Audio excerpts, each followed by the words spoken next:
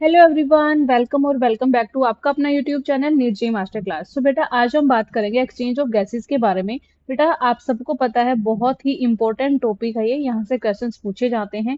इसका जो partial pressure होता है अपने CO2 का, O2 का, एल्वेलाई के अंदर, एटमोसफियर के अंदर, और अगर ब्लड ऑक्सीजनेटेड है तो क्या होता है, डीऑक्सीजनेटेड ब्लड अगर है तो क्या होता है, टिश्यू के अंदर इनका पार्शियल प्रेशर वगैरह क्या क्या होता है, वो सब चीजें आज हम डिस्कस करेंगे। तो सबसे पहले बेटा, आप लोगों को सबको पता है कि एक्चुअल साइट जो होती है गैसेस एक्सचेंज की, वी ऑल नो दैट वो कौन क्या होती हैं, अपनी एल्वेलाई। एल्वेलाई जो होती है मेरे बच्चों, एल्वेलाई के अंदर एक्चुअल में होता है गैसेस का एक्सचेंज। ठीक है, तो हम सब जो है आज यही सारी चीजें डिस्कस करेंगे। पहले मैं आप लोगों को थोड़ा सा ओवरव्यू दे देती हूँ अपने नोट से। मैंने आप लोगों के लिए ऑलरेडी लिख के रखा है ताकि वीडियो छोटी बने। उसके बाद में मैं आपको इसी लेक्चर में एनसीईआरटी की लाइन टू लाइन इसको समझाने वाली हूँ। वीडियो लेक्चर पूरा देखना। जो एक डायग्राम दिया गया है जिसका नाम है diagrammatic representation of exchange of gases at the alveolus and the body tissues with blood and transport of oxygen carbon dioxide, ये बच्चों को समझ में नहीं आता है कि पार्शियल प्रेशर जो है कैसे कम ज्यादा हो गए। तो वो मैं आप लोगों को बहुत ही शानदार तरीके से पढ़ाऊंगी मेरे बच्चों। तो यहाँ पे आप लोगों ने बोला मतलब आप सबको पता है कि एक्सचेंज जो है गैसेस का एक्चुअल साइट हमारी है एल्वेलाई। तो अब वहां पे आता है, हम सबको पता है कि जो अपनी गैसेस होती हैं वो सिंपल डिफ्यूजन के थ्रू जो है बेटा आना जाना पसंद करती है एटमॉस्फेयर से आपके जो है लंग्स के अंदर, ब्लड एंड टिश्यूज के अंदर, इस तरीके से मतलब कि हाई कंसंट्रेशन से लो कंसंट्रेशन पे आना पसंद करती हैं। ठीक है, तो आप लोग बोलेंगे कि कुछ ऐसे फैक्टर्स हैं जो रेट जो है डिफ्यूजन का या एक्सचेंज जो है गैसेस का उसको अफेक्ट करते हैं मेरे बच्चों। वो क्या क्या है?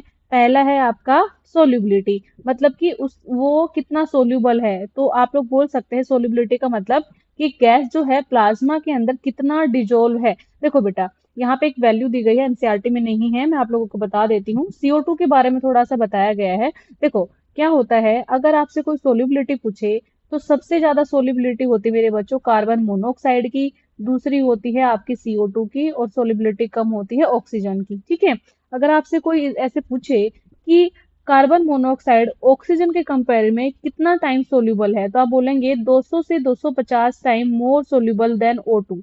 ठीक है, और आपका CO2 कितना है, 20 से 25 टाइम सोल्यूबल है ऑक्सीजन से। ओके, ये तो हो गया सोल्यूबिलिटी पे कि एक गैस जो होती है वो डिजोल्व होती है प्लाज्मा के अंदर, वो उसकी सोल्यूबिलिटी है। वो मैंने आप लोगों को बता दिया। कार्बन मोनोऑक्साइड ज्यादा घुलनशील होती है एज कंपेयर टू CO2, और CO2 ज्यादा सोल्यूबल होती है O2 से। ठीक है, अब मेरे बच्चों आता है थिकनेस पे। आप सब लोगों को पता होगा कि जो मेम्ब्रेन होती है, अब आप मैं आप लोगों को आगे बताऊंगी कि कैसे मेम्ब्रेन के थ्रू जो है आपकी गैस डिफ्यूज होती है। तो आप सबको पता है कि जो थिकनेस है, थिकनेस भी डिपेंड करती है सोल्यूबिलिटी इस पे, क्या बोलते हैं इसको, एक्सचेंज ऑफ गैसेस में इसके रेट को डिफाइन करती हूँ कैसे। थिकनेस जो है इनवर्सली प्रोपोर्शनल है डिफ्यूजन की। मतलब कि अगर मेम्ब्रेन की थिकनेस मेरे बच्चों ज्यादा हुई, अगर थिकनेस ज्यादा है मतलब कि अगर मोटी मेम्ब्रेन है तो उसको डिफ्यूज होने में जो है टाइम लगेगा, तो इसकी डिफ्यूजन कैपेसिटी जो है डिफ्यूजन कम हो जाएगा। और आपकी अगर थिकनेस मेम्ब्रेन की कम है मेरे बच्चों, थिकनेस कम है, तो डिफ्यूजन रेट क्या होगी, हाई होगी। तो ये फॉर्मूला आपको याद रखना है, थिकनेस जो है इनवर्सली प्रोपोर्शनल है किसके, डिफ्यूजन की। ठीक है, तो आपके एनसीईआरटी में दिया गया है कि थिकनेस जो होती है मेरे बच्चों लेस देन 1 mm है। जो मेम्ब्रेन की थिकनेस होती है 1 mm से भी वो कम है। ठीक है, इसलिए जो डिफ्यूजन होता है गैसेस का वो बहुत ही फास्ट तरीके से हो सकता है। ओके, ये डायग्राम जो है मैंने थोड़ा सा रफली स्केच बनाया है क्योंकि हम ये भी पढ़ने वाले हैं। ये मैंने कुछ एल्वेलाई दिखाई है, एल्वेलाई का स्ट्रक्चर दिखाने की कोशिश की है। रफ डायग्राम मेरे बच्चों, एपिथीलियम है, ये वाली जो आप लोग देख पा रहे हैं एपिथीलियम है, ये आपकी बेसमेंट मेम्ब्रेन है, और ये है आपकी ब्लड कैपिलरीज। ठीक है, ब्लड कैपिलरीज और एपिथेलियम ऑफ एल्वेलाई के यहाँ पे जो है प्रेजेंट है आपकी बेसमेंट मेम्ब्रेन। अब तीसरा पॉइंट आता है मेरे बच्चों पार्शियल प्रेशर। हम बात कर रहे हैं factor affecting rate of diffusion. Rate of diffusion को कौन कौन से फैक्टर अफेक्ट करते हैं? पहला हम सोल्यूबिलिटी पढ़ चुके हैं, दूसरा हमने थिकनेस पढ़ ली है मेम्ब्रेन की। अब हम पढ़ेंगे पार्शियल प्रेशर। पार्शियल प्रेशर क्या होता है मेरे बच्चों कि आप सबको पता है अपने एटमॉस्फेयर में बहुत सारे गैसेस हैं। ठीक है, तो एक इंडिविजुअल गैस का प्रेशर जो है मिक्सचर ऑफ गैसेस के अंदर कितना है, उसको हम बोलेंगे पार्शियल प्रेशर। तो आप लोग बोल सकते हैं the presence of N individual gas in a mixture of gases is called partial pressure. Atmospheric pressure जो होता है वो क्या होता है मेरे बच्चों, 760 mmHg है। ठीक है, अब हमें अलग अलग गैसेस का पार्शियल प्रेशर फाइंड आउट करना है। कैसे करेंगे? पार्शियल प्रेशर ऑफ नाइट्रोजन है मेरे बच्चों, आपको पता है 78% होती है आपकी कौन, एनवायरमेंट में नाइट्रोजन गैस, ठीक है। तो इसको निकालेंगे, इसे 78 को और मल्टीप्लाई 760 क्या है आपका एटमॉस्फेरिक प्रेशर है, परसेंटेज था तो 100 यहाँ पे लिख दिया। जब आप इसको सोल्व करेंगे तो 592 mmHg आ जाएगा पार्शियल प्रेशर किसका, नाइट्रोजन का। इसी तरीके से आप ऑक्सीजन का निकाल लेंगे, ये आ जाएगा 159 mmHg। और पार्शियल प्रेशर जो CO2 का है मेरे बच्चों वो कितना आ जाएगा, 0.3 mmHg। ये किसमें है, ये सारे के सारे ये कहाँ है, एटमोस्फियरिक, एटमोस्फेरिक एयर में,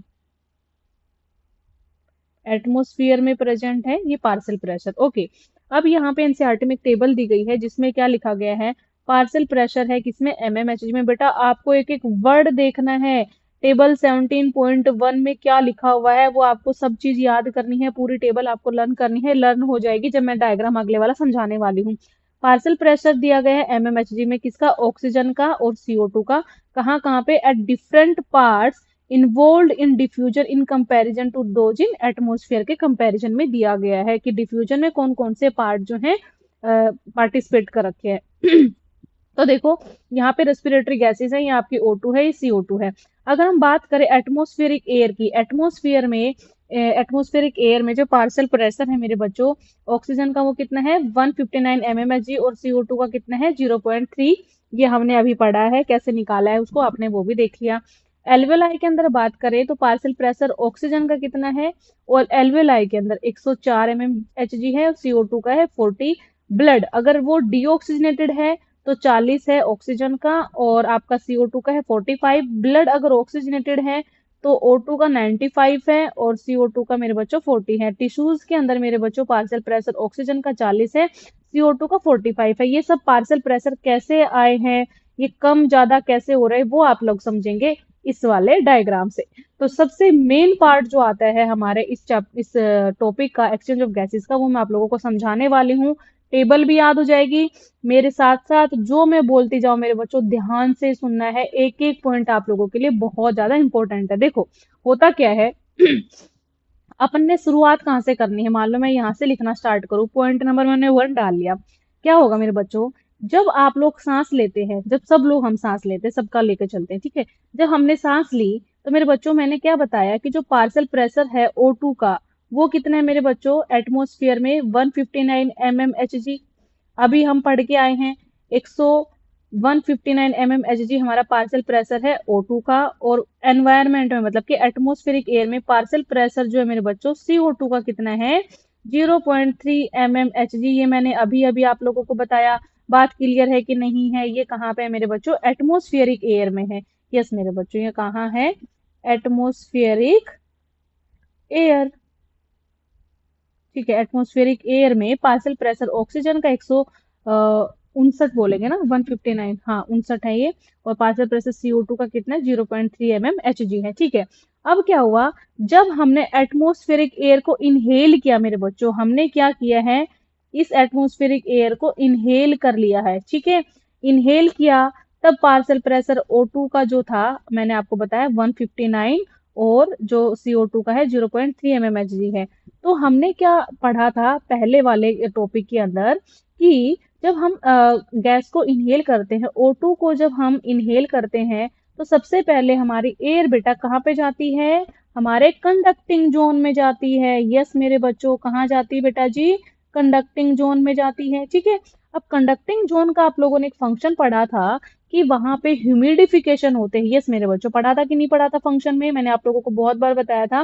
कंडक्टिंग जोन के बहुत सारे फंक्शन थे जिसमें से एक आता है आपका ह्यूमिडिफिकेशन, ह्यूमिडिफिकेशन, ठीक है। ये क्या आता है, ह्यूमिडिफिकेशन होता है, ओके। अब क्या हुआ, ह्यूमिडिफिकेशन का मतलब क्या होता है बेटा, यहाँ पे वाटर वेपर या वाटर जो है आपका ऐड हो जाता है एयर के अंदर, ठीक है। तो क्या होगा, वो पार्शियल प्रेशर जो है PO2 का वो कम कर देगा, ओके। पार्शियल प्रेशर जो है O2 का क्या करेगा, कम कर देगा। तो जब आपकी वो ऑक्सीजन एल्वेलाई के अंदर पहुंचेगी, अब हम इस पार्ट में एंटर कर चुके हैं, यहाँ क्या है, एटमोस्फियर है, ठीक है। एटमोस्फियर में पार्शियल प्रेशर O2 का था मेरे बच्चों 159 mmHg और CO2 का था मेरे बच्चों 0.3 mmHg।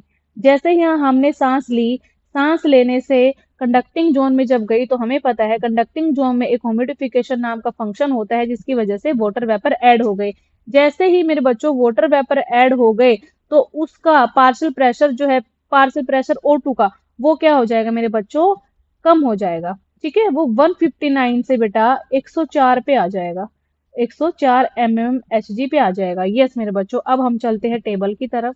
टेबल में क्या हमने यही पढ़ा था, एटमॉस्फेरिक एयर जो है O2 का 159 है, एल्वेलाई के अंदर एंटर हुई है तो उसका हो गया 104। वो कम कैसे हुआ मेरे बच्चों, यहाँ पे ह्यूमिडिफिकेशन हो गया है। क्या हुआ है, ह्यूमिडिफिकेशन, जो किसने करा है, कंडक्टिंग जोन ने करा है। ठीक है, तो आप लोग बोल सकते हो कि जब हमारी एयर हमने इनटेक करी तो क्या होगा, ह्यूमिडिफिकेशन हुआ, उसकी वजह से जो पार्शियल प्रेशर 159 से मेरे बच्चों कितना हो जाएगा, 104 हो गया। अब आपकी मेरी जो एयर है बेटा वो कहाँ चली गई है, ब्लड में। ठीक है, अब आपको ये पता ही है, यहाँ पे एल्वेलाई के अंदर ये है क्या, आपके एल्वेलाई, एल्वेलाई में आप टेबल में देख सकते हैं पार्शियल प्रेशर O2 का 104 mmHg दिया गया है, पार्शियल प्रेशर CO2 का है वो 40 mmHg दिया गया है। जब पूरा प्रोसेस में बताऊंगी तब आप इसको लिंक कर पाएंगे। ठीक है, अब क्या हुआ, अब O2 गई बेटा जी कहाँ पे, ब्लड में गई। किसके थ्रू गई है, सिंपल डिफ्यूजन के थ्रू गई है, बाई अओर्टा। तो जो पार्शियल प्रेशर O2 है बेटा वो क्या होगा, 95 mmHg हो जाएगा, और पार्शियल प्रेशर जो CO2 का है वो क्या हो जाएगा, 40 mmHg। देखो अब ये क्या हुआ, यहाँ पे ये यहाँ पे आ गए हैं, अब हम लोग इस वाले पॉइंट पे आ गए हैं। क्या हुआ मेरे बच्चों, मैंने आप लोगों को जैसे बताया 104 mmHg आ गया था एल्वेलाई के अंदर। अब वहां से सिंपल डिफ्यूजन हुआ और आपकी O2 जो है मेरे बच्चों एल्वेलाई से कहाँ एंटर कर गई है, ब्लड में कर गई है। किससे, सिंपल डिफ्यूजन से। किसके थ्रू, अओर्टा के थ्रू। यहाँ पे जो पल्मोनरी वेन लिखी है आप लोग यहाँ पे लिख सकते हो, ऑक्सीजनेटेड ब्लड जो है कैरी बाय अओर्टा।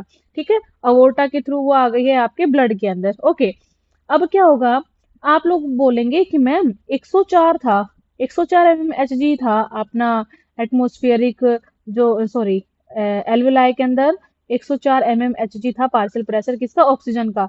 अब वो 104 से मैम 95 कैसे हो गया, 95 mmHg कैसे होगा। तो बेटा इस क्वेश्चन का आंसर आपने बहुत बढ़िया सोचा होगा, इस क्वेश्चन का आंसर ये आएगा कि हमारी बॉडी ने धीरे धीरे, अब मैंने क्या बोला आपको, ऑक्सीजनेटेड ब्लड जो है कैरी किया अओर्टा ने, अब वो कहाँ चला गया है, आपका ऑक्सीजनेटेड ब्लड जो आपकी सॉरी गैस थी वो कहाँ चली गई है, एल्वेलाई से ब्लड में एंटर कर गई है। तो क्या हुआ, यहाँ पे धीरे धीरे जो है हमारे जो बॉडी है O2 को यूज करना स्टार्ट कर देती है, तो जो पार्शियल प्रेशर है वो 104 से 95 mmHg बच जाता है। अब क्या हुआ, अब जैसे ही टिश्यू के पास पहुंची, अब वो जो है आपकी कौन, एयर टिश्यू के पास भी तो पहुंचेगी। यहाँ पे उसने पल्मोनरी जो आपकी वेन थी, आप बोल सकते हो ऑक्सीजनेटेड ब्लड जो है कैरी किया है अओर्टा ने। ठीक है, तो पार्शियल प्रेशर जो आपका 104 से 95 mmHg बच गया है। अब जैसे ही टिश्यू के पास पहुंची तो ब्लड में क्या है, O2 तो कम होगा और CO2 क्या होगा, ज्यादा। क्यों, क्योंकि उस ब्लड को, अब देखो मैं आपके यहाँ थोड़ा सा बात बताना चाहूंगी, जब हमारे ब्लड में बेटा O2 ज्यादा होती है, सॉरी O2 कम होती है और CO2 ज्यादा होती है, O2 मैंने बोला कम और CO2 बोला ज्यादा, तो उसको हम क्या बोलते हैं, डीऑक्सीजनेटेड ब्लड बोलते हैं, डीऑक्सीजनेटेड ब्लड बोलते हैं मेरे बच्चों, क्योंकि यहाँ पे O2 का अमाउंट कम है, CO2 का अमाउंट क्या है मेरे बच्चों, ज्यादा है। ओके, तो क्या होगा, ब्लड में O2 कम है बेटा, क्यों, क्योंकि टिश्यू जो है O2 ले लिया, अब यहाँ पे पहुंच गई थी ना एयर अपनी, तो इसने क्या किया, टिश्यूज ने ऑक्सीजन तो ले लिया और CO2 को रिलीज कर दिया है वापस ब्लड में। ठीक है, अब ये जो डीऑक्सीजन ब्लडेड था बेटा मेरा, ये क्या होगा, पार्शियल प्रेशर जो है, अब आप लोग देख पाएंगे यहाँ पे, क्योंकि हमारी बॉडी के जो टिश्यूज थे उन्होंने क्या किया, यहाँ पे 95 mmHg था, यहाँ पे क्या किया, ब्लड के अंदर जो ऑक्सीजन थी वो हमारे टिश्यूज ने यूज कर ली है। ओके, यूज करना स्टार्ट कर दिया है। वो तो क्या होगा, CO2 को हम जो है टिश्यू से वापस ब्लड में भेज रहे हैं और O2 जो हमने यूज कर ली है। तो अब क्या होगा मेरे बच्चों, अब ये जो डीऑक्सीजनेटेड ब्लड है इसमें पार्शियल प्रेशर है O2 का कितना, 40 mmHg, क्योंकि वो यूज हो गया है, और पार्शियल प्रेशर CO2 का कितना है, 45 mmHg। और ये क्या है मेरे बच्चों, ये डीऑक्सीजनेटेड ब्लड है, ये मैंने आप लोगों को बता दिया, क्योंकि इसके अंदर ऑक्सीजन का अमाउंट कम है, CO2 का ज्यादा है। ओके, अब ये डीऑक्सीजनेटेड ब्लड यहाँ से वीना केवा से, ठीक है, वीना केवा कौन कौन से हमें पता है, सुपीरियर और वीना केवा, ये डीऑक्सीजनेटेड ब्लड कैरी करेंगी, ठीक है, पल्मोनरी आर्टरी से, और किसकी तरफ ले जाएंगी, ये लंग्स की तरफ ले जाएंगी। अब लंग्स में जो है बेटा पार्शियल प्रेशर जो है किसका, CO2 का, लंग्स के अंदर पार्शियल प्रेशर CO2 का वो क्या है 40 mmHg, मतलब कि एल्वेलाई में आ गए ना दोबारा हम, है ना, 40 mmHg है। और एटमॉस्फेरिक जो आपका पार्शियल प्रेशर CO2 का कितना है 0.3 mmHg। तो आप लोगों को सबको पता है जब हम गैस को रिलीज आउट करते हैं, एक्सहेल करते हैं, तो वो हाई कंसंट्रेशन से लो कंसंट्रेशन में जाना पसंद करती है। तो यहाँ पे लंग्स में क्या है CO2 का पार्शियल प्रेशर ज्यादा है और अपने एटमॉस्फेयर में कम है, तो वो क्या होगी हाई से लो की तरफ जाएगी, तो CO2 मतलब बाहर और आपकी O2 जो है अंदर चली जाएगी। यहाँ पे कुछ पॉइंट्स मैंने एक्स्ट्रा लिखे हुए हैं। पल्मोनरी सर्कुलेशन क्या होता है मेरे बच्चे, ऐसा सिस्टम जिसमें पल्मोन्स मतलब कि लंग्स डायरेक्ट इन्वॉल्व होते हैं उसे हम पल्मोनरी सर्कुलेशन कहते हैं। ऑक्सीजनेटेड ब्लड को कैरी कौन कर रहा है, अवोर्टा कर रही है, पल्मोनरी वेन यहाँ पे मैंने लिखा हुआ है, ठीक है। डीऑक्सीजनेटेड ब्लड जो है कैरी होगा superior and inferior vena cava के थ्रू। और सिस्टमिक सर्कुलेशन, जब ब्लड कंप्लीट बॉडी के पास जा रहा है तो उसको सिस्टमिक सर्कुलेशन बोलेंगे। और यहाँ पे deoxygenated blood to lungs, pulmonary artery ने क्या किया, डीऑक्सीजनेटेड ब्लड लिया कहाँ से, ब्लड टू लंग्स। ओके, तो ये मेरे बच्चों था आपका ये डायग्राम, होप्स आपको समझ में आया होगा। यहाँ पे मैंने आई थिंक कुछ और पॉइंट तो नहीं लिखे हैं, नहीं अभी और नहीं लिखे हैं, चलो मैं दिखाती हूँ। अब यहाँ पे कई बार पूछ लिया जाता है, मैंने आपको एनिमल किंगडम में भी पढ़ाया था, कंप्लीट डबल सर्कुलेशन किस किस में होता है, तो आप बोलेंगे बर्ड्स के अंदर और मैमल्स के अंदर। और इनकम्प्लीट डबल सर्कुलेशन का होता है मेरे बच्चों एम्फीबियंस और रेप्टाइल्स के अंदर। यस मेरे बच्चों, अब यहाँ पे दिया गया है आपके एनसीईआरटी में डायग्राम, यहाँ पे डायग्राम दिया गया है किसका, एक डायग्राम है section of an alveolus with a pulmonary capillary के साथ में डायग्राम जो है दिखाया गया है। इसमें क्या है मेरे बच्चों, देखो थोड़ा सा पढ़ लेते हैं इसके बारे में भी। यहाँ पे एल्वेलाई का, और ये जो आप लोग देख रहे हैं किसका डायग्राम है, पल्मोनरी कैपिलरी का। ओके, तो ये रेड रेड कलर के देख रहे हैं आप, ये क्या है आरबीसीज हैं।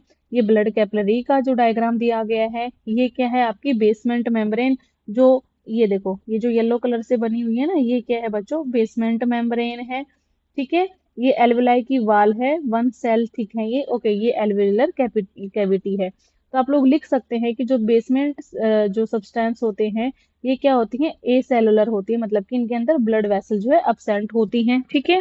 और यहाँ पे आप लोग बोल सकते हो कि जो रेस्पिरेटरी मेम्ब्रेन है, रेस्पिरेटरी मेम्ब्रेन वो किस किस की बनी होती है, एनसीईआरटी में लिखा हुआ है। सिंपल स्क्वेमस एपिथेलियम होती है एल्वेलाई की, बेसमेंट मेम्ब्रेन होती है, और एक होती है एंडोथेलियम ऑफ ब्लड कैपिलरीज।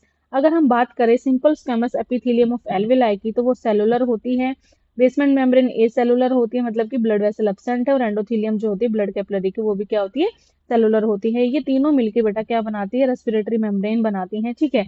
अब यहाँ पे एक पॉइंट और लिखा गया है कि जो CO2 है डिफ्यूज करती है more in plasma and dissolve also than O2, that's why CO2 जो है 7% डिजोल है प्लाज्मा के अंदर, और O2 जो है डिजोल होती है ओनली 3% इन प्लाज्मा। तो that's all about your exchange of gases बेटा। अब होप सो आप लोगों को ये डायग्राम जो मैं समझाने वाली थी वो समझ में आया होगा। एक बार हम इसको दोबारा कर लेंगे लाइव सेशन में। आप लोग लाइव सेशन ज्वाइन करना, हर रोज दोपहर 12 बजे मैं लाइव सेशन लेती हूँ, एनसीईआरटी लाइन टू लाइन करते हैं। चलिए अब मैं एनसीईआरटी को थोड़ा सा इजी बनवाती हूँ। अभी हम बात करेंगे कि एनसीईआरटी में जो लाइनें लिखी हैं क्या मैंने वही आप लोगों को बताई थी। देखिए बेटा एक्सचेंज ऑफ गैसेज यहाँ पे लिखा हुआ है, ठीक है। तो यहाँ पे बेटा जी पहली लाइन जो आती है एनसीईआरटी की वो क्या कहती हैं कि एल्वुलाई जो होती हैं प्राइमरी साइट होती है एक्सचेंज ऑफ गैसेस का। इसका मतलब आप लोग बोल सकते हैं, हम सब ने अभी तक यही पढ़ा है, यही समझा है कि जो एल्वुलाई होती हैं वो क्या होती हैं, टाइनी एयर सैक होते हैं लंग्स के अंदर, अंगूर के गुच्छे की तरह होती हैं, ये बहुत सारी होती हैं नंबर में, ठीक है। और ये क्या होते हैं बेटा जी, एयर सैक हम इनको बोल सकते हैं, क्या बोलेंगे हम इनको, एयर सैक होते हैं, ठीक है। जहां पे क्या होता है बेटा जी, where oxygen move from the air move into the blood and carbon dioxide जो है मूव करती है ब्लड से एयर के अंदर। आप लोग बोल सकते हैं कि जो एल्वेलाई है वो एक्चुअल साइट है गैसेस एक्सचेंज की, जिसमें क्या होता है एटमॉस्फेयर से ऑक्सीजन आती है आपके किसमें, लंग्स के अंदर, है ना। और जो CO2 है वो मूव करती है कहाँ से, ब्लड से आपके एयर के अंदर, ठीक है। तो आप लोग बोलेंगे कि ये मेन जो साइट है गैस एक्सचेंज की। ओके, अब यहाँ पे दूसरी लाइन लिखी है exchange of gases also occur between blood and tissue, कि बेटा ओनली लंग्स के अंदर ही जो है एक्सचेंज नहीं होता है गैसेस का। गैसेस जो है ऑल्सो एक्सचेंज होती है कहाँ पे, बॉडी टिश्यूज के अंदर, ठीक है। बॉडी टिश्यूज के अंदर भी जो है गैसेस का एक्सचेंज होता है। तो आप इस लाइन में लिख सकते हैं कि जो गैसेस हैं वो बॉडी टिश्यूज के अंदर भी जो है मेरे बच्चों वो क्या होती है, एक्सचेंज होती है। यहाँ पे क्या होता है, ब्लड जो है डिलीवर होता है oxygen to the body cell and pick up carbon dioxide from them, की मतलब कि यहाँ से हम जो है ब्लड टिश्यू, बॉडी टिश्यूज में क्या होगा, ऑक्सीजन जो है बॉडी को दी जाती है, बॉडी सेल को, और वहां से CO2 को कैरी करके बाहर ले जाया जाता है। अब यहाँ पे एक और लाइन लिखी है एनसीईआरटी में, क्या, O2 and CO2 are exchanged in these sites by simple diffusion mainly based on pressure concentration gradient. देखो बेटा इसमें क्या है, हम सबको ये पता है कि अगर गैसेस को नेचुरली मूव करना है तो वो कहाँ से कहाँ मूव करती हैं, वो मूव करते हैं मेरे बच्चों हाई कंसंट्रेशन, या फिर आप बोलेंगे हाई प्रेशर या high concentration, to a place of low concentration और लो प्रेशर, ठीक है, या लो प्रेशर।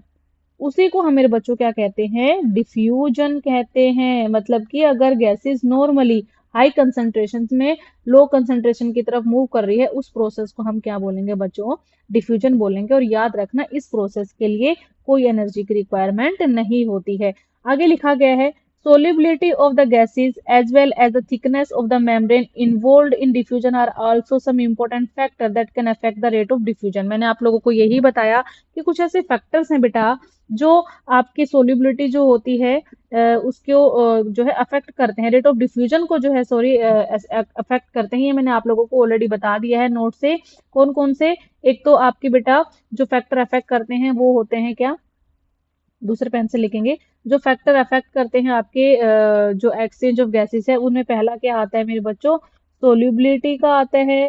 ठीक है, सोल्यूबिलिटी मतलब कि जो गैस है वो डिजोल्व है प्लाज्मा में कितने अमाउंट में, ठीक है। तो सोल्यूबिलिटी की अगर हम बात करें तो सी जो कार्बन मोनोऑक्साइड वो ज्यादा घुलनशील होती है एज कम्पेयर टू CO2 और O2, मतलब कि O2 की सोल्यूबिलिटी सबसे कम होती है, ठीक है। इसमें CO में ये 200 से 250 टाइम ज्यादा सोल्यूबल होती है O2 से, और ये जो CO2 है वो 20 से 25 ज्यादा टाइम सोल्यूबल होती है आपकी ऑक्सीजन से। ठीक है, यहाँ तक समझ में आ गया। दूसरी जो बताया गया है फैक्टर जो अफेक्ट करता है वो क्या है मेरे बच्चों, thickness of the membrane. Thickness of membrane, ये मैंने आप लोगों को बताया कि जो थिकनेस होती है बेटा जी, थिकनेस वो इनवर्सली प्रोपोर्शनल करती है किसके, डिफ्यूजन के। मतलब कि अगर थिकनेस जो है मेम्ब्रेन की बढ़ी, ज्यादा हुई मतलब मोटी हुई, तो डिफ्यूजन रेट कम होगी। थिकनेस अगर कम है, अगर मेम्ब्रेन बहुत थिन है, पतली है, तो डिफ्यूजन जो है फास्ट हो जाएगा।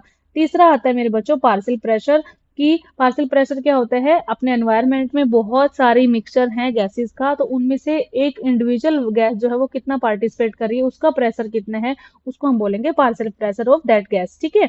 तो यहाँ पे ये मैंने बता दिया है, ये कुछ फैक्टर है, solubility of the gases as well as the thickness of the membrane involve in diffusion are also some important factor that can affect the rate of diffusion. अगली लाइन क्या लिखी है कि फटाफट से करते हैं, pressure contributed by an individual gas in a mixture of gases is called partial pressure and represented as partial pressure of 4 to 4 oxygen, partial pressure CO2 4 carbon dioxide. ये मैंने आप लोगों को अभी यहाँ पे मेरे बच्चे बता दिया है कि हमारी एयर के अंदर मैनी गैसेस हैं, बहुत गैसेस का मिक्सर है, और हर एक गैस का खुद का एक फोर्स होता है जिसको हम पार्शियल प्रेशर कहते हैं। ऑक्सीजन के पार्शियल प्रेशर को PO2 से डिनोट करेंगे और CO2 के पार्शियल प्रेशर को पार्शियल प्रेशर PCO2 से डिनोट करेंगे। आगे लिखा है कि partial pressure of these two gases in the atmospheric air and the two side of diffusion are given in table इतना। And in figure 14.3, the data given the table clearly indicate a concentration gradient for oxygen from alveoli to blood and blood to tissue. Similarly, देखते हैं क्या लिखा है। Similarly, a gradient is present for CO2 in the opposite direction, that is from tissues to blood and blood to alveoli। देखो बेटा, ये जो आपकी डायग्राम है मेरे बच्चे, ये टेबल में यही बताया गया है कि हमारे जो रेस्पिरेटरी गैसेज हैं, हमने माना O2 और CO2 का, ठीक है। एटमोस्फियरिक एयर में हमें सबको पता है, मैंने आपको ये कंसंट्रेशन जो है एटमॉस्फेरिक एयर में कैसे निकाल ली जाती है वो भी मैंने आप लोगों को बताया था। जैसे कि मुझे नाइट्रोजन के लिए निकाले, नाइट्रोजन का एटमॉस्फेरिक जो प्रेशर है कितनी है अपने एनवायरनमेंट में, कितने mmHg है, वो मैंने आप लोगों को ऑलरेडी लेक्चर में बता दिया है। तो ये वैल्यू हमारी आती है। एटमॉस्फेरिक एयर जो होती है उसमें आपका जो पार्शियल प्रेशर है ऑक्सीजन का वो 159 mmHg है, ठीक है, और CO2 का कितना है 0.3 mmHg। एल्वेलाई के अंदर इनका ये दिया गया है पार्शियल प्रेशर। ब्लड के अंदर वो ऑक्सीजनेट डीऑक्सीजनेटेड है तो इतना है। ये सारी चीजें मैं आप लोगों को ऑलरेडी समझा चुकी हूँ, एक बार फिर से दोबारा रिकवर करवाऊंगी, यहाँ पे रिकॉल करवा दूंगी तो आप लोगों को समझ में आएगा कि ये प्रेशर जो है एल्वेलाई टिश्यू एटमोस्फियर में कैसे घटा और बढ़ा। देखो मेरे बच्चे, मैं जल्दी जल्दी बताती हूँ। देखो, हमारे जैसे ही हमने ऑक्सीजन का इंटेक किया, O2 का इंटेक किया, ठीक है, एटमॉस्फेरिक एयर जो होती है अपने एटमॉस्फेयर में, उसका पार्शियल प्रेशर जो था O2 का कितना दिया गया है 159 mmHg दिया गया है। टेबल को साथ साथ देखते जाओ, उस टेबल में कितना दिया गया है मेरे बच्चे 159 mmHg दिया गया है। चलो इसी से समझाती हूँ। तो वहां पे पार्शियल प्रेशर जो है CO2 का वो कितना है मेरे बच्चों 0.3 mmHg है। अब क्या हुआ, जैसे ही आप लोगों ने सांस ली, अपने इनहेल किया ऑक्सीजन को, तो जो पार्शियल प्रेशर है वो इतना है एग्जैक्ट। ओके, अब वो जैसे ही हवा कंडक्टिंग जोन में गई, कंडक्टिंग जोन में एक फंक्शन आता है कंडक्टिंग जोन का, जिसको हम बोलते हैं क्या मेरे बच्चों, ह्यूमिडिफिकेशन। क्या बोलते हैं, ह्यूमिडिफिकेशन। ह्यूमिडिफिकेशन क्या होता है, ऐसी प्रोसेस जिसके अंदर वाटर वेपर जो है थोड़े बहुत ऐड हो जाते हैं। क्या ऐड हो जाते हैं मेरे बच्चों, वाटर वेपर। तो ह्यूमिडिफिकेशन की वजह से मेरे बच्चे, जब वो एल्वेलाई के अंदर एंटर करती है उससे पहले ही जो 159 से जो पार्शियल प्रेशर था वो डिक्रीज होके मेरे बच्चों कितना रह जाएगा 104 mmHg रह जाएगा। अभी हम कहाँ पे बात कर रहे हैं, एटमोस्फियर के अंदर बात करें, अभी हमने एल्वेलाई के अंदर एंटर नहीं किया है गैसेस ने, ठीक है। तो आप लोग समझो, जब हमने एटमॉस्फेयर एयर इनहेल की तब पार्शियल प्रेशर कितना था मेरे बच्चे 159 था, और CO2 का कितना था 0.3 mmHg था एटमॉस्फेयर में, ठीक है। जैसे ही हवा कंडक्टिंग जोन में गई वहां पे ह्यूमिडिफिकेशन हुआ, मतलब कि वाटर वेपर ऐड हुए, तो पार्शियल प्रेशर O2 को कम कर देगा, और जो पार्शियल प्रेशर O2 जब तक एल्वेलाई तक पहुंचेगी उसका पार्शियल प्रेशर मेरे बच्चे कितना रह जाएगा 104 mmHg रह जाएगा। यही बात यही लिखी हुई है, ये आपकी एल्वेलाई है। एल्वेलाई में जैसे ही एयर पहुंची है उसका पार्शियल प्रेशर कितना दिया गया है, दूसरा पेन ले लेती हूँ मैं, ये वाला ले लेती हूँ। पार्शियल प्रेशर O2 का कितना है 104 mmHg, मतलब कि 159 mmHg से मेरे बच्चे वो कितना रह गया है 104 mmHg रह गया। किसकी वजह से, ह्यूमिडिफिकेशन की वजह से, क्योंकि वहां पे वाटर वेपर आने की वजह से पार्शियल प्रेशर जो है 159 से 104 हो गया। ठीक है मेरे बच्चों, आगे चलते हैं। फिर क्या हुआ, अब O2 गई ब्लड में। अब देखो, एल्वेलाई से जो ऑक्सीजन थी, ये तो एल्वेलाई वाला पोर्शन दिखा रखा है ये वाला, अब वो गई है मेरे बच्चों कहाँ पे, ब्लड में चली गई है। और हम ब्लड में कैसे गई है, वो सिंपल डिफ्यूजन के थ्रू गई है मेरे बच्चों। किसके गई है, वो सिंपल डिफ्यूजन के थ्रू गई है, ठीक है। और कौन लेके गया है उसको, अओर्टा लेके गई है, ठीक है। ये पल्मोनरी वेन, या फिर आप लोग बोलेंगे, आप इसको बोल देंगे ऑक्सीजनेटेड ब्लड जो है कैरी किया है अओर्टा ने। ओके, तो मेरे बच्चों यहाँ पे क्या हुआ, अब पार्शियल प्रेशर जो था यहाँ पे एल्वेलाई के अंदर कितना था 104। अब यहाँ पे जैसे ही पल्मोनरी वेन उसको या जो आपके अओर्टा कैरी किया सिस्टमिक आर्टरीज ने, ठीक है, उसने क्या किया है, ऑक्सीजनेटेड ब्लड है हमारा, तो जो पार्शियल प्रेशर है O2 का मेरे बच्चों वो 95 mmHg रह गया है। अब आप लोग बोलेंगे कि मैम अभी तो आपने क्या बताया था 159 mmHg बताया, फिर वो हो गया 104 mmHg। अब आप बोल रहे हो कि जैसे ही ब्लड में चला गया है ऑक्सीजन, अवोल्टा उसको लेके गई है, पार्शियल प्रेशर आप बता रहे हैं 95 mmHg हो गया है, ठीक है। मैंने यही बताया आपको, ऑक्सीजनेटेड ब्लड में आपकी ऑक्सीजन का जो पार्शियल प्रेशर वो कितना बच गया 95 mmHg। अब आप लोग बोलेंगे कि मैम ये डिक्रीज कैसे हुआ है। देखो, पहले डिक्रीज हुआ यहाँ पे वो ह्यूमिडिफिकेशन की वजह से, वाटर वेपर ऐड होने की वजह से, और 104 से 95 वो हुआ है बेटा। क्यों, क्योंकि हमारी बॉडी ने, देखो मैंने क्या बोला कि वो ब्लड में आ गई है। ब्लड कहाँ है, हमारी बॉडी में है, तो ब्लड के अंदर जब वो आई है तो हमारी बॉडी ने धीरे धीरे उस ऑक्सीजन को यूज करना स्टार्ट कर दिया है, इसलिए उसका पार्शियल प्रेशर 104 mmHg से 95 mmHg बच गया है मेरे बच्चों, क्योंकि हमारी बॉडी ने धीरे धीरे ऑक्सीजन को यूज कर लिया है। अब क्या हुआ, अब जैसे ही टिश्यू के पास पहुंची, अब यहाँ तक तो क्या थी, ब्लड में थी, ब्लड से वो कहाँ गई है, आपकी ऑक्सीजन कहाँ चली गई मेरे बच्चों, टिश्यू में चली गई है, ठीक है। अब जैसे ही टिश्यू के पास पहुंची, तो ब्लड में हमें क्या पता है, O2 कम होगा। क्यों कम होगा? क्योंकि हमारे टिश्यूज ने ऑक्सीजन को तो यूज कर लिया है और CO2 को क्या कर दिया है? रिलीज कर दिया है मेरे बच्चे। ओके, तो जब CO2 को रिलीज किया है मेरे बच्चे, तो वहां पे क्या होगा? अब वो क्या होगा? Deoxygenated blood. ठीक है।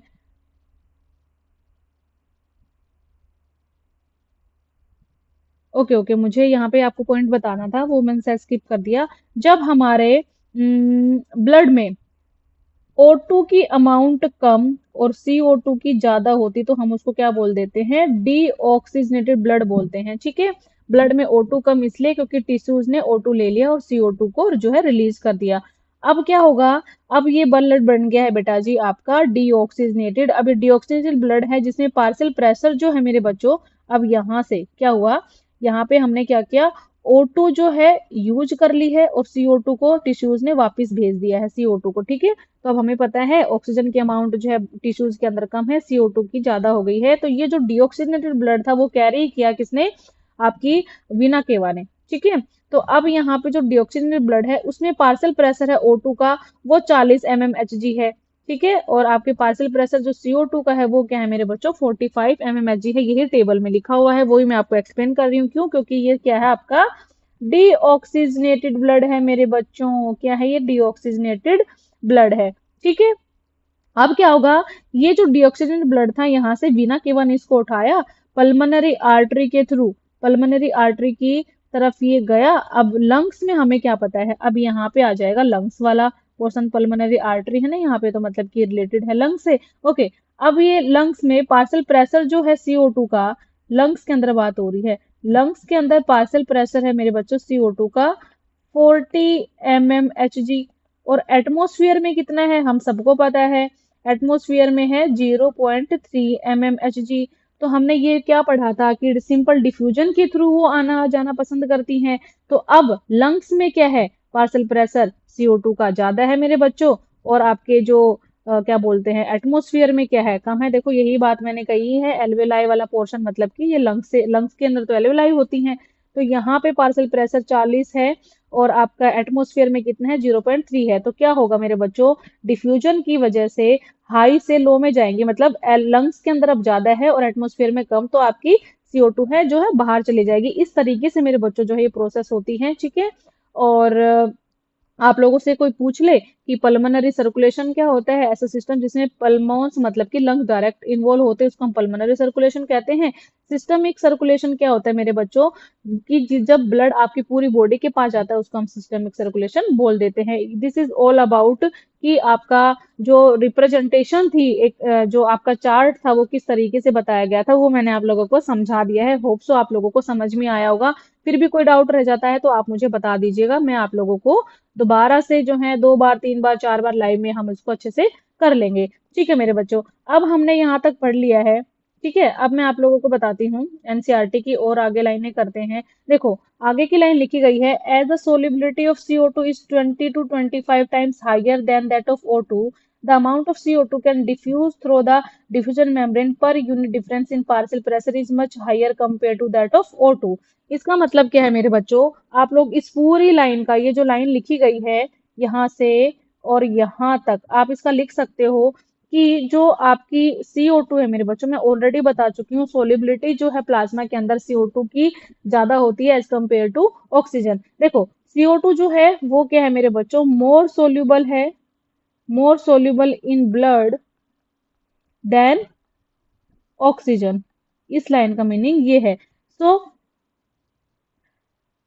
क्या ये मैंने बता दिया कि यहाँ पे ओके, यहाँ पे और लिखा था diffuse the diffusion membrane per unit difference. ठीक है। इसका मतलब क्या हुआ कि जो कार्बन डाइऑक्साइड है वो ज्यादा सोल्यूबल है ब्लड के अंदर than oxygen. So even with small pressure difference CO2 जो है डिफ्यूज करेगी faster and more than oxygen. ठीक है मेरे बच्चों।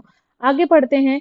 द डिफ्यूजन मेम्ब्रेन, अब हम दूसरा कलर ले लेते हैं ताकि हम इजीली इसको लिख पाए। यहाँ पे लिखा हुआ है जो डिफ्यूजन मेम्ब्रेन है, मैंने आपको बताया था ना डिफ्यूजन मेम्ब्रेन के थ्रू होके जाता है।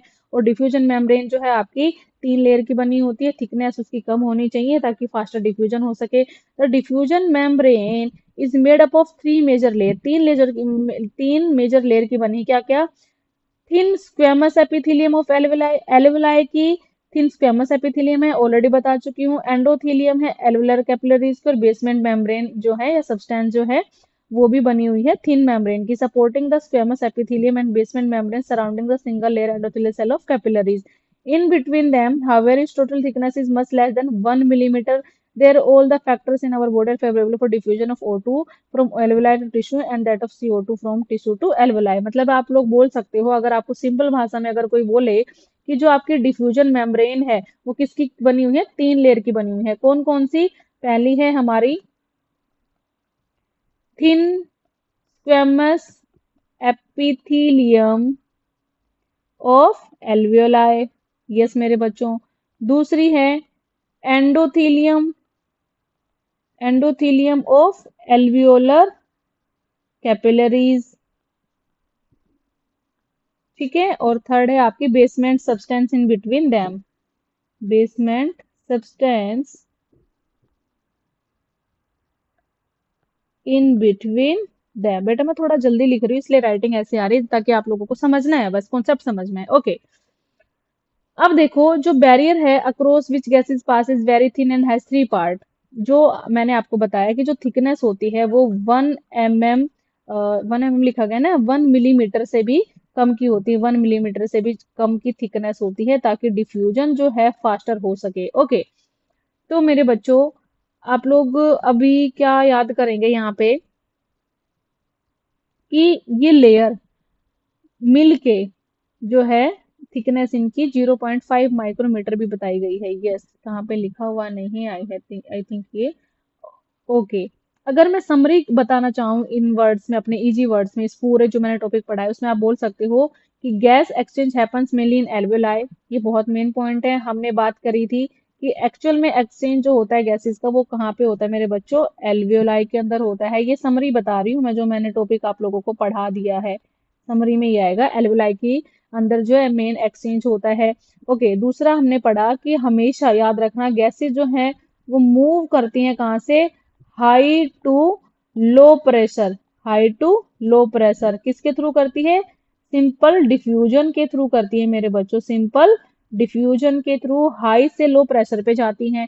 और आप लोग बोलेंगे कि जो रेस्पिरेटरी मेम्ब्रेन है, रेस्पिरेटरी मेम्ब्रेन वो बहुत थिन होती हैं, आप लोग उसको बोल सकते हैं 0.5 माइक्रोमीटर की, ठीक है। तो जो अलाउ करती है मेरे बच्चों क्या, फास्ट डिफ्यूजन, जिसकी वजह से क्या होगा मेरे बच्चों, डिफ्यूजन फास्ट होगा। ओके, यहाँ पे मैं एक लगाना चाहूंगी एक डायग्राम, ठीक है। यस, इससे भी आप लोग जो है इसको समराइज कर सकते हैं कि आपको कैसे पढ़ना है। देखो, एक्सचेंज ऑफ गैसेस के बारे में मेरे बच्चों बताया गया है, इसको एक बार और रिकॉल कर लेते हैं। एक्सचेंज ऑफ गैसेस यहाँ पे पहले बताया गया है, साइट ऑफ एक्सचेंज मेनली क्या है, alveoli of lungs, also between blood and tissues के बीच में भी होता है। किसके थ्रू होता है मेरे बच्चों, सिंपल डिफ्यूजन के थ्रू, अक्रॉस कंसंट्रेशन और प्रेशर ग्रेडियंट एनर्जी इसमें यूज नहीं होती, मैं आपको ऑलरेडी बता चुकी हूँ।